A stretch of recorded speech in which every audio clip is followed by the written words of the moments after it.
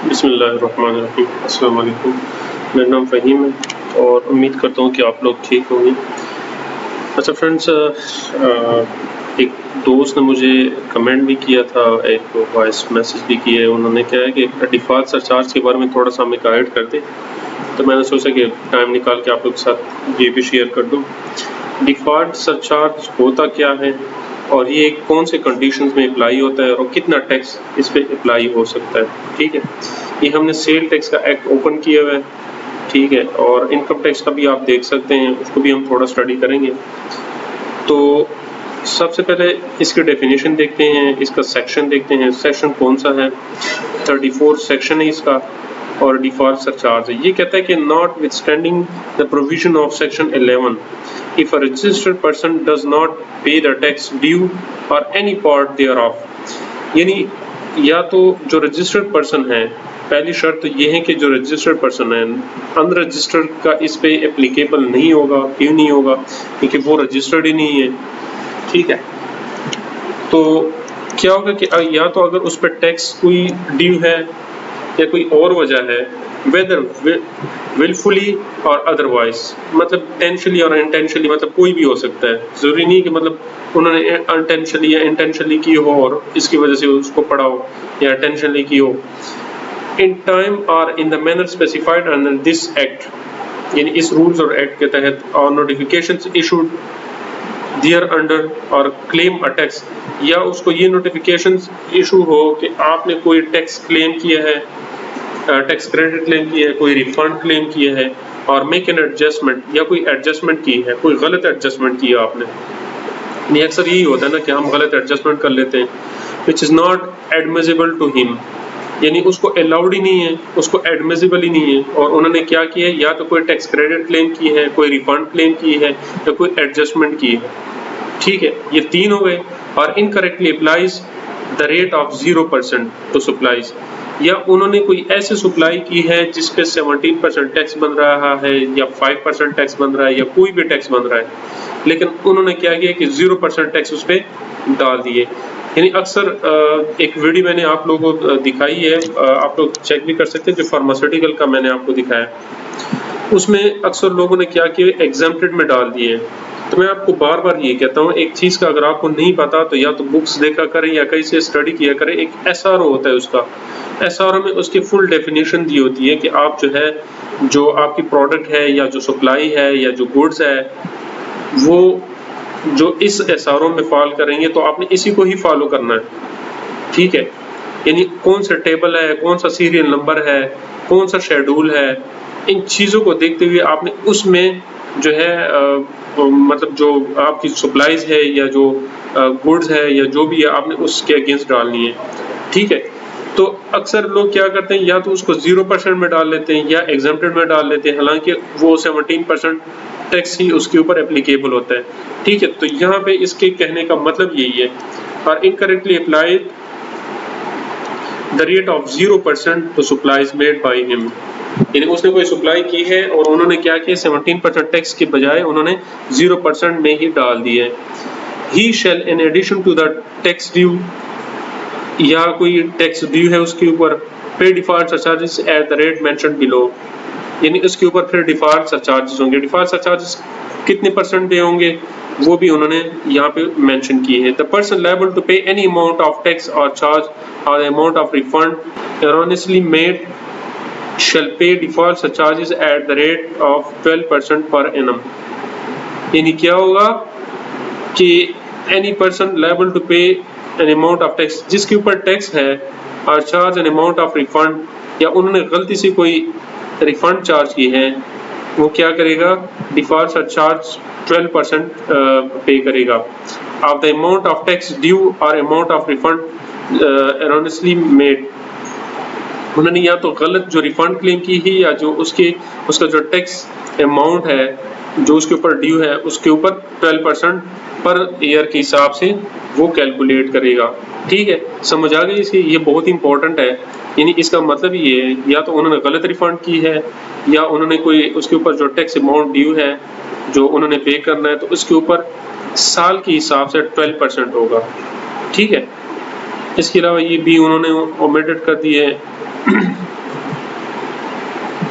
अच्छा ये क्या कहता है, in case the default is on account of tax fraud the person who has committed tax fraud shall pay default charges. अच्छा ये एक और उन्होंने उसमें ऐड कर दिया है, वो कहता है कि या तो उसने कोई टैक्स फ्रॉड की है, ठीक है, तो वो क्या होगा, उसके ऊपर डिफॉल्ट चार्जेस होगा eight the rate of 2% per month. यानी जो टैक्स फ्रॉड करेगा, इन case the default is on account of tax fraud, यानी अगर वो टैक्स फ्रॉड करता है तो वो क्या होगा, वो टैक्स फ्रॉड में आएगा और वो डिफॉल्ट सरचार्ज पे करेगा 2% ऑफ पर मंथ, यानी पूरे साल का कितना बनेगा 24%, ठीक है, यानी उसका डबल बनेगा। जो पहले जो 12% था ना पर एनम का, तो ये पर एनम बनेगा 24% और पर मंथ का बनेगा 2%। The amount of tax evaded और the amount of refund fraudulently claimed, या उसने टैक्स से अपने आप को बचाया हो या फिर उसने क्या किया हो, फ्रॉडली जो रिफंड है वो क्लेम की हो। अक्सर लोग यही करते हैं, वो फ्रॉडली इसको क्लेम करते हैं। Till such time the entire liability including the amount of default is paid, यानी पूरे जो उन्होंने टैक्स लायबिलिटी है उसके ऊपर वो डिफॉल्ट सरचार्ज का वो पे करेंगे। अच्छा ये 2 नंबर है इसमें, मतलब पहले नंबर में ये कहता है डिफॉल्ट सरचार्ज में उसकी जो कैलकुलेशन की है और उसका डेफिनेशन की है, और उसमें ये भी बताया कि कौन कौन इसमें फॉल कर सकते हैं। यहाँ पे क्या कहता है दोनों सेकंड नंबर पे, for the purpose of calculation of default surcharge in the case of inadmissible input credit और refund the period of default shall be reckoned from the date of adjustment of such credit or as case may be refund is received, यानी वो कब होगा इसके ऊपर default surcharge, जब वो अगर फॉर एग्जांपल वो इनपुट इनएडमिसिबल इनपुट को क्रेडिट को लेता है या इसको रिफंड करता है, the period of default shall be record from the date of adjustment, यानी जिस डेट से उन्होंने एडजस्टमेंट की है, उन्होंने क्रेडिट ली है, as the case may be refund is received, या जिस टाइम से उन्होंने रिफंड ली है उस टाइम से उसके ऊपर डिफॉल्ट होगा, डिफॉल्ट चार्जेस होंगे।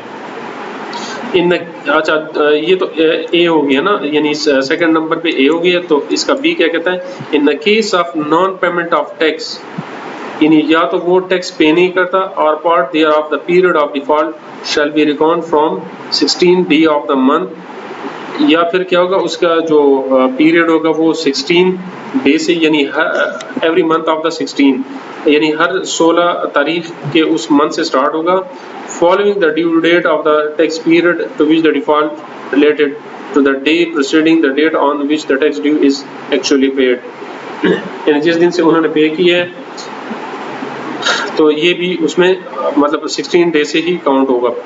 अच्छा ये क्या कहते हैं एक्सप्लेनेशन में, for the purpose of this section tax due does not included amount of penalty, यानी उसमें ये भी कहता है कि इसके ऊपर कोई पेनल्टी नहीं होगी, यानी पेनल्टी ये होता है ना कि मतलब अगर आप इस मंथ में पे नहीं करते तो नेक्स्ट मंथ में इसके ऊपर एक और पेनल्टी लगती है, या फिर यानी जिस तरह पेनल्टी 182 का, तो उसमें ये होता है कि अगर आप 1 साल के जो टैक्स पे नहीं करते या रिटर्न फाइल नहीं करते तो उसके ऊपर 20,000 है। फिर अच्छा इनकम टैक्स सेल टैक्स में क्या है, सेल टैक्स में है कि अगर आप सेल टैक्स का रिटर्न फाइल नहीं करते तो उसका हर मंथ का 10,000 है, पहले 5,000 था अब 10,000 है, तो उसके अलावा और भी पेनल्टीज लगती हैं उसके ऊपर, ठीक है।